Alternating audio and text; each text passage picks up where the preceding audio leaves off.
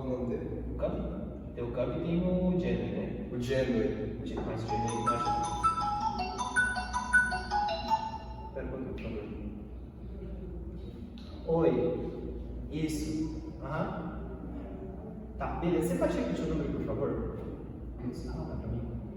É 9, 986 86, 24 24, 315. 315. Isso, é isso mesmo? Obrigado. Valeu, tchau, tchau. Obrigado a todos. Olá, muito bom dia, boa tarde, boa noite. Nós somos o grupo que iremos apresentar sistema límbico, e mais especificamente a parte de memória. Para dar início ao nosso trabalho, nada mais justo do que nos questionarmos o que é memória.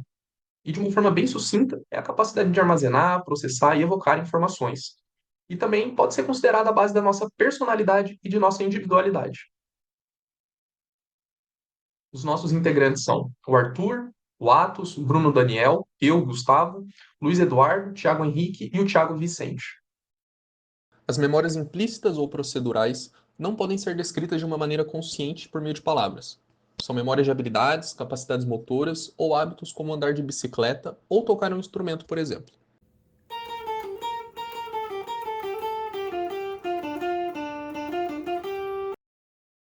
O entendimento de memória foi impulsionado por casos clínicos, alguns de maior notoriedade, como o caso do paciente HM, chamado de Henry Molaison. Henry sofria com crises epilépticas incapacitantes que não respondiam ao tratamento farmacológico. Então decidiram fazer um procedimento cirúrgico experimental. Seria feito a desconexão das partes do cérebro pelas quais se acreditava propagar a origem das crises.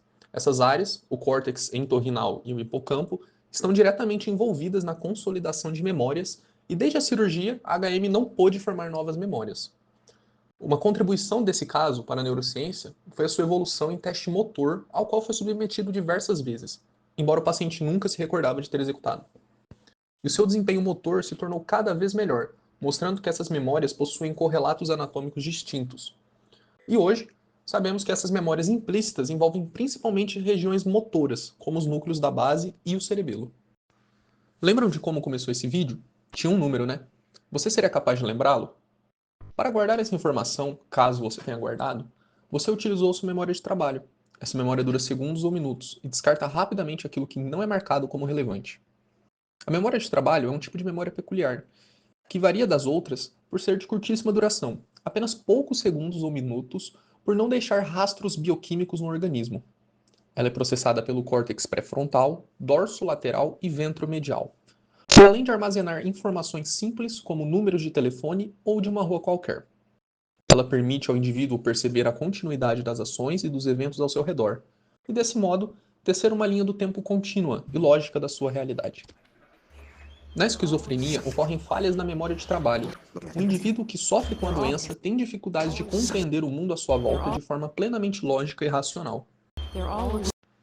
A memória de trabalho é fortemente afetada pelo estado de alerta do organismo, motivação e humor, e a região pré-frontal também se comunica amplamente com outras regiões envolvidas com as memórias de longo prazo. Por isso, ela pode verificar a relevância das informações na memória de curto prazo e decidir se já foram armazenadas previamente, se devem ser guardadas ou se podem ser descartadas. Professor, e o que acontece quando essas memórias são guardadas? Bom, aí se formam memórias que deixam marcas no sistema nervoso. Elas podem ser do tipo lembranças de situações vividas, as memórias episódicas ou autobiográficas, ou ainda podem ser como gravar o nome do quinto par craniano, uma memória semântica. Elas também se dividem em memórias de curta ou de longa duração, sendo as duas processadas no hipocampo. Diferente do que se pensava, uma não é a sequência da outra, mas na verdade elas ocorrem de modo paralelo e independente nas mesmas estruturas nervosas, entretanto com mecanismos distintos. A memória de curta duração existe durante o tempo necessário para consolidar a de longa duração. Nas memórias de curta duração, as modificações são principalmente bioquímicas, enquanto nas memórias de longa duração ocorrem modificações nas sinapses que levam mais tempo para se consolidar.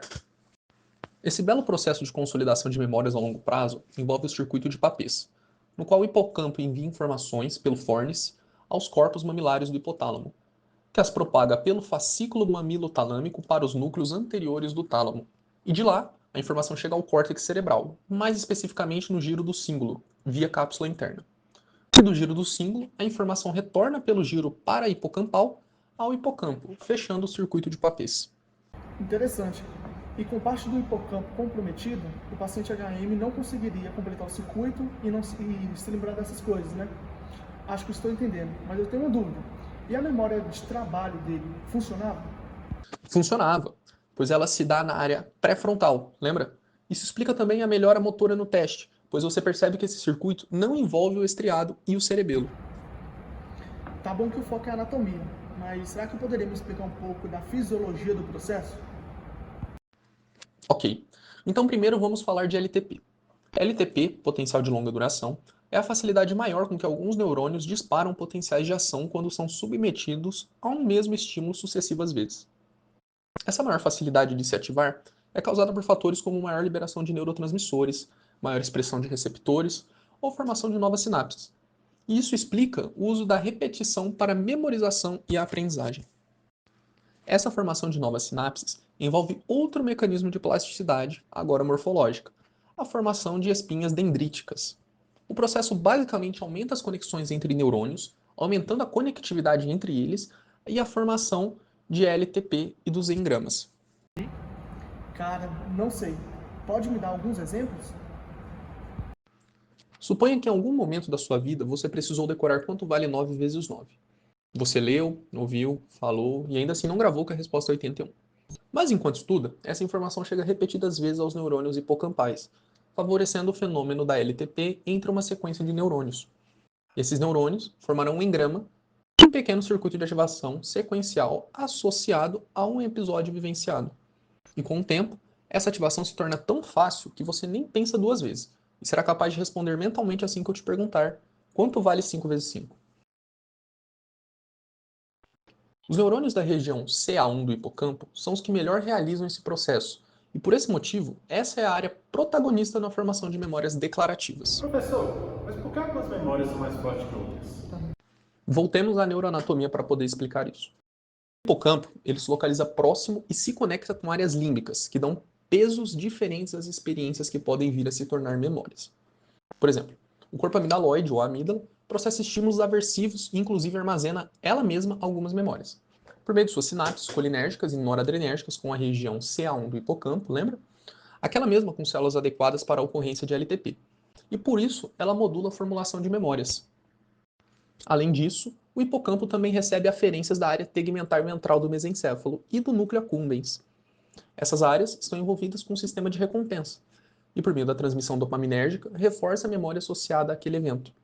Sabe-se hoje que drogas ilícitas, sexo e alimentos muito energéticos aumentam essa liberação de dopamina, e por isso tem potencial de gerar memórias e hábitos nocivos ao próprio indivíduo, como a compulsão alimentar e a dependência química.